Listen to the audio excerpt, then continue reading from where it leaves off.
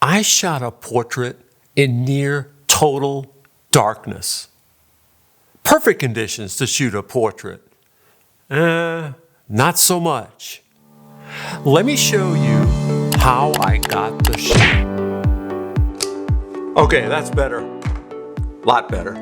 All right, so the image we're going to be talking about in this video was shot in a cave, and I did allude to it in an earlier video I'll link here in this one. The actual print of this image is a 60-inch print that was displayed at the Foto Septiembre event here in San Antonio, and it was absolutely gorgeous.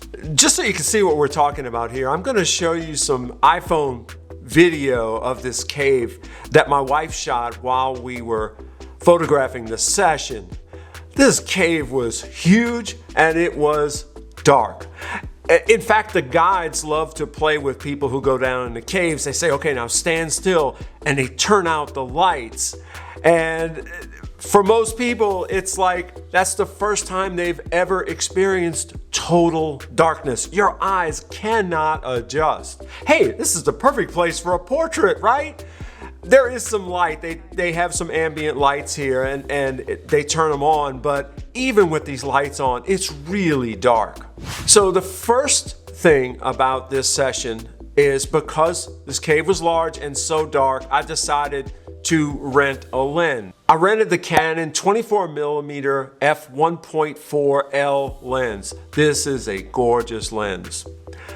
And let me just digress here for 1 second and say, don't try and own every piece of gear, especially if you're not going to use it all the time.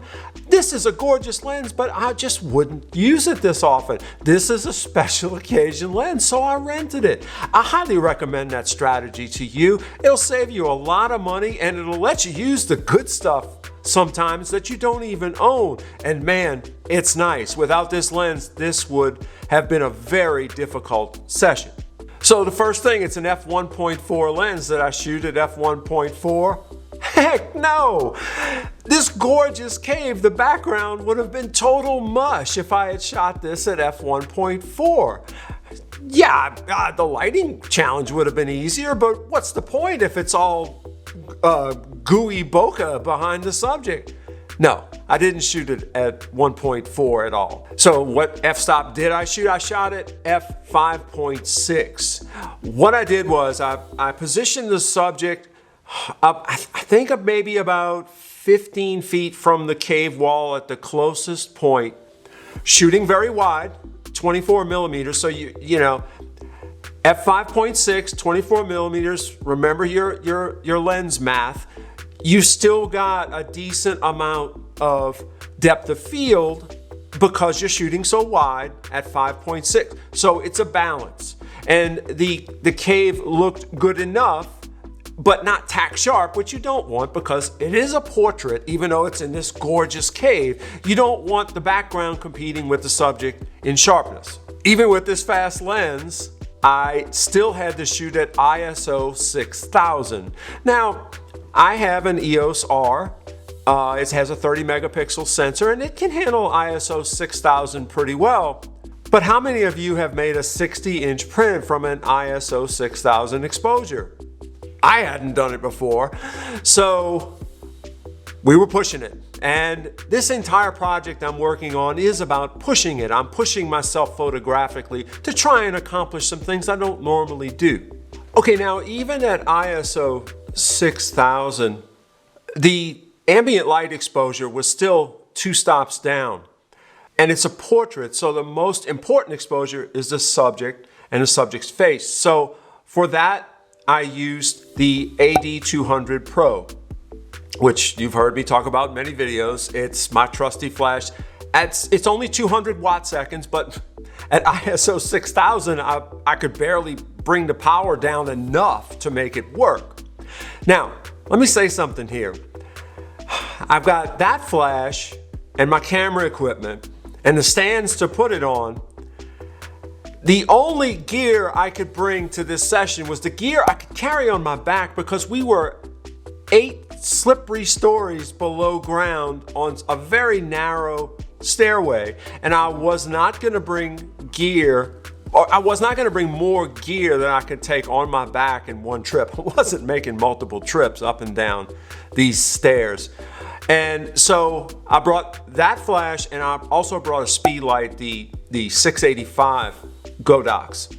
Now, what I had to do is I had to position the subject fairly close to the wall, as I said before, and in order to balance this, if you visualize how this worked, from the left side of the image was the closest point of the cave wall. The right side, it opened up like a V into that bluish feature. So what I did with the small speed light is I focused it to its maximum magnification, placed it along the cave wall so it could skim along the cave wall to facing that bluish feature. So some light was spilling on the cave wall, but it was as focused as it could be on that bluish feature to the right. Now, again, very small flash, very dark cave, and we're talking maybe 40 feet. So I was pushing that little flash. It took a while to position it, okay? That was most of the work as we were all dripping from the humidity in this cave, but well worth it. This was a difficult session, I'm not gonna lie, and it wasn't difficult in terms of a hard job to do. It was difficult in thought because we went underground, we were running on the clock, we had a limited amount of time, and I put myself in a position where I had to get the shot with what I had in my hands. And I love a challenge like that. I don't know about you, but that's the moment you're gonna learn something. And I learned a whole bunch in this cave about doing low light exposures like this. And I'm really happy with the results, the way it came out. Now, I will say this. I had to lean on post-production in this case. What I did in the cave, I made sure that the exposure did not crush the blacks. In other words, that I had a tonal range from darkest to lightest that wasn't off the ends in either direction. If you can do that, no matter what ISO range, no matter what, you've got something you can work with in post and you can stretch it out. When I talk about post-production in Lightroom, I'm talking about trying to have the final photograph show what it felt like when you were there in the cave to your native eye. In other words, the camera always doesn't catch what you see and what you feel in a location. So much of artistic creation is subjective. You're trying to create an impression. And this image in particular, as much as any other I've ever done, it's the whole reason we went down into this cave, to convey the majesty of this location, at the same time capturing a portrait. It was really hard, and I say it again, that's why I did it. You're balancing these two extremes. So in post-production is very important to be able to bring out all the features that you see there.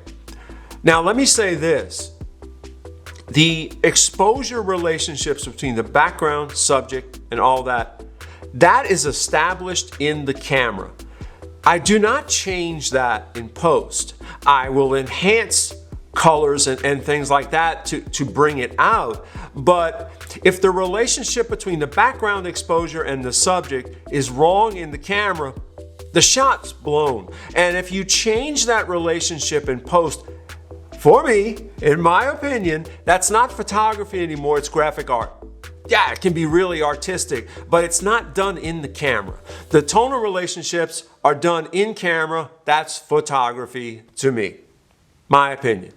But man, Lightroom is your friend to finish it out. Even back before digital, right? We did this in a darkroom, dodge, burn, nothing new. But that's just me. I draw my lines where I do. And for photography, for me, it's done in the camera. Once the colors were all balanced and the tones were smoothed out, it was just a matter of up-resing it to a 60-inch print in Photoshop. And yeah, there was a little bit of color noise, but honestly, when you look at the print, it really looks gorgeous. And you can do it. You don't have to have a giant sensor to do really large prints. And I'd be willing to bet not many of you viewing this video do 60-inch prints. I don't do them all the time, but don't be fooled into thinking you have to have a 50 or 100 megapixel sensor to do it. You don't. You just don't.